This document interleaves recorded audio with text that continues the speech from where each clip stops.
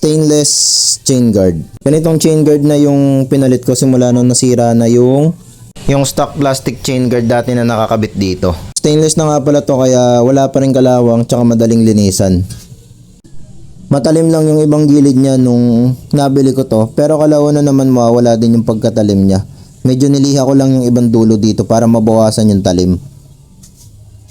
At kahit Skygo Prince 125 yung aking motor, fit o kasya yung para sa TMX Alpha or TMX 125 ng Honda. Wala na rin pala akong ginawang kahit konting adjustment nung binili ko to.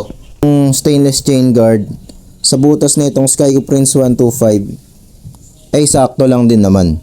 Shoot na shoot sa tornilyuhan. Ngayon ano yung gomang nakikita nyo rito? Para saan ba to? Well, naglagay lang naman ako ng goma nga rito na galing sa interior. Pambawas lang ng vibration o ng tunog.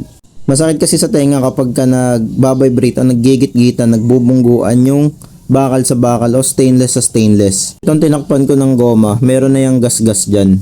Ayoko rin naman magtanggal na chain guard dahil yung apakan ng angkas ay malapit sa kadena. Pag nagkamali pa ng apak, baka kainin pa ng kadena yung paa or yung pantalon dahilan ng pagiging o magkaroon ng aksidente. Pero wag naman sana. Kaya naglalagay pa rin ako ng chain guard pamprotekta sa kadena at sa OBR ko. Sipin mo habang umaandar ka ganun yung tunog ng chain guard mo na bumabangga rito sa shock o rear suspension.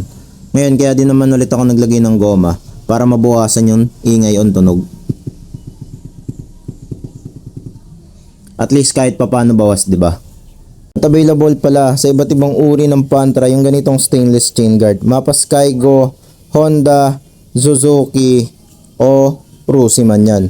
Sama mo na rin siguro yung Motoposh at yung iba pang brand ng mga Pantra o basta ganito yung itsura ng motor. Stainless chain guard para sa mga commuter bikes.